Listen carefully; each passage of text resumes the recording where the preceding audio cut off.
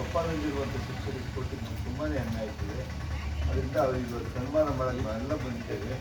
ಮುಂದಿನ ದಿನಗಳಲ್ಲಿ ಇದೇ ರೀತಿಯ ಸನ್ಮಾನಗಳು ನಮ್ಮ ಊರಿಗೆ ತುಂಬಾ ಬರಲಿ ಅಂತ ಅವಕಾಶ ಮುಂದೆ ಬನ್ನಿ, ಇಬ್ಬರು ಮುಂದೆ ಬನ್ನಿ. ನಾವು ಆಯ್ತು ಅಷ್ಟು ದೂರ ಹೋಗಲ್ಲ, ಮುಂದೆ ಬನ್ನಿ.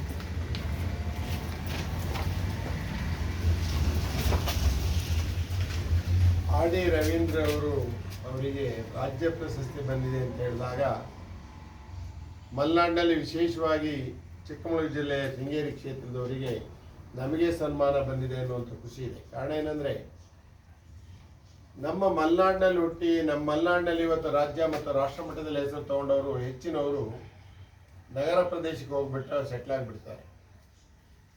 ತಾನು ಬಂದ ದಾರಿಯನ್ನು ಮರೆಯದೆ ನನ್ನ ಊರಿನಲ್ಲೇ ಇದ್ದು ನನ್ನ ಊರಿನ ಹೆಸರನ್ನೇ ಮುಂದೆ ತಗೊಂಡು ನಮ್ಮ ಊರಿನವರಿಗೆ ಏನಾದರೂ ನಾನು ಸೇವೆ ಮಾಡಬೇಕು ಅನ್ನುವಂಥ ಒಂದು ಮನಸ್ಸ ಇಚ್ಛೆ ಪ್ರತಿಯೊಬ್ಬನಲ್ಲಿ ಬೆಳಿಬೇಕಾಗಿದೆ.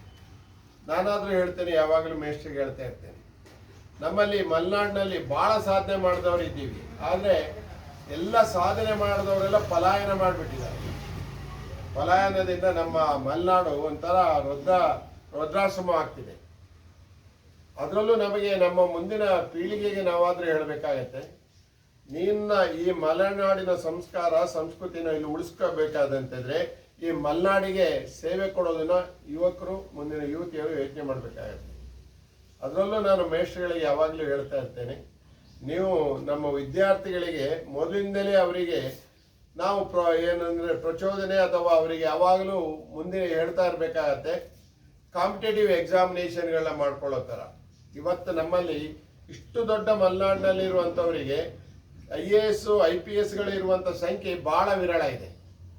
ನಾವೆಲ್ಲೋ ಒಂದು ಕೋಚಿಂಗ್ ಸೆಂಟ್ರನ್ನ ಮಲೆನಾಡಿಗೆ ಬೇಕಾದಂಥ ವ್ಯವಸ್ಥೆ ಮಾಡಬೇಕಾಗಿದೆ. ನಮ್ಮ ಹುಡುಗರನ್ನ ನಾವು ಸರ್ಕಾರಿ ಇದರಲ್ಲಿ, ಅದರಲ್ಲೂ ವಿಶೇಷವಾಗಿ ರಾಜ್ಯ ಮತ್ತು ಇವತ್ತು IFS ಹೋದ್ರೆ ನಮ್ಮವ್ರು ಇಲ್ವೇ ಇಲ್ಲ.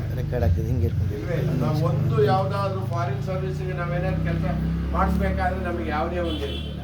ಅದಕ್ಕೆ ಇವತ್ತು ನಾವು ಏನು ಮಾಡಬೇಕಾದ್ರೆ ಮಲೆನಾಡಿನವರಿಗೆ, ಮಲೆನಾಡಿನ ಅಧಿಕಾರಿಗಳಿಗೆ, ಮಲೆನಾಡಿನ ಯುವಕರಿಗೆ ನೀವು ಕಾಂಪಿಟೇಟಿವ್ ಎಕ್ಸಾಮಿನೇಷನ್ ಮಾಡಿ ಈ ಒಂದು